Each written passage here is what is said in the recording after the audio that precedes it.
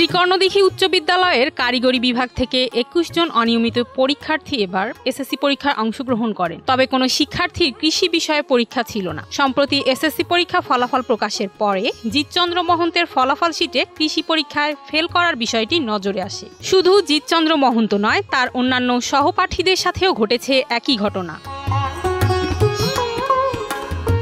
জানা যায়, বিদ্যালয়ের অনিয়মিত শিক্ষার্থী কারিগরি বিভাগ থেকে ২০২৫ সালে এসএসসি পরীক্ষা দিয়েছেন। তবে তাদের কারো কৃষি বিষয়ে পরীক্ষা ছিল না, কিন্তু এবার ফলাফলে তাদের প্রত্যেককে কৃষি বিষয়ে ফেল দেখানো হয়েছে।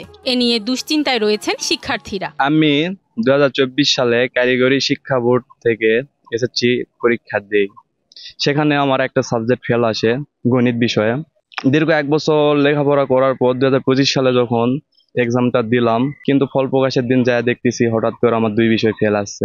গত বছর কৃষি বিষয়ে A+ পাওয়ার পরেও এবছর ফলাফলে আরেকজন শিক্ষার্থীকে ফেল দেখানো হয়েছে, যা নিয়েও ব্যাপক দুশ্চিন্তায় শিক্ষার্থীরা। আমি গত বছর এসএসসি পরীক্ষা দিয়েছিলাম, আমার অল সাবজেক্টে পাস আসছিল, কিন্তু গণিতে ফেল আসছিল। আমি এবার গণিতে অংশগ্রহণ করেছি, আমাকে গণিতে পাস করে দিয়েছে, এবং কৃষিতে আমার A+ ছিল, আমাকে ফেল করে দিয়েছে। বিদ্যালয়ের ট্রেড ইন্সট্রাক্টর ওমর ফারুক জানান, কর্তৃপক্ষের দৃষ্টি আকর্ষণ করছি যাতে দ্রুত এ সমস্যার সমাধান করা হয়। টানা ৭মবারের মতো বেস্ট টিস্যু পেপার ব্র্যান্ড হিসেবে স্বীকৃতি পেয়েছে বসুন্ধরা টিস্যু। জিতচন্দ্র মহন্ত আমার স্কুলের ছাত্র, যে অনিয়মিত পরীক্ষার্থী হিসাবে ২০২৫ সালে শুধুমাত্র অঙ্ক বিষয়ে পরীক্ষায় অংশগ্রহণ করে। তার এক সাবজেক্ট পরীক্ষায় অংশগ্রহণ করে কৃষিতে পাস থাকা সত্ত্বেও এবার কৃষিতে ফেল দেখানো হয়েছে। তারা ২৫ সালে অংশগ্রহণ করেছে অনিয়মিত হিসাবে, ২৪ সালে এক সাবজেক্ট ফেল ছিল। তাদের ক্ষেত্রে প্রত্যেকের এই সমস্যা হয়েছে, কৃষি পরীক্ষা না দিয়েও তারা কৃষিতে ফেল দেখানো হয়েছে। তাদেরকে সাবজেক্ট অথবা ২ সাবজেক্টে, কৃষি ছাড়াই কৃষিতে সবাই পাস ছিল, কিন্তু এবার কৃষি না দিয়েও তাদেরকে কৃষিতে ফেল দেখানো হয়েছে। এই ব্যাপারটা নিয়ে আমরা একটু বিচলিত। আমরা যথাযথ কর্তৃপক্ষের দৃষ্টি আকর্ষণ করছি যেন বিষয়টি তাড়াতাড়ি সুরাহা করে সমাধান দেওয়া হয়। প্রধান শিক্ষক রুহুল আমিন জানান, জিৎ কুমার মহন্ত আমার বিদ্যালয়ের শিক্ষার্থী। গত বছর সে কৃষি বিষয়ে পাশ করলেও এবছর পরীক্ষা না দিয়েও সে ফেল করেছে।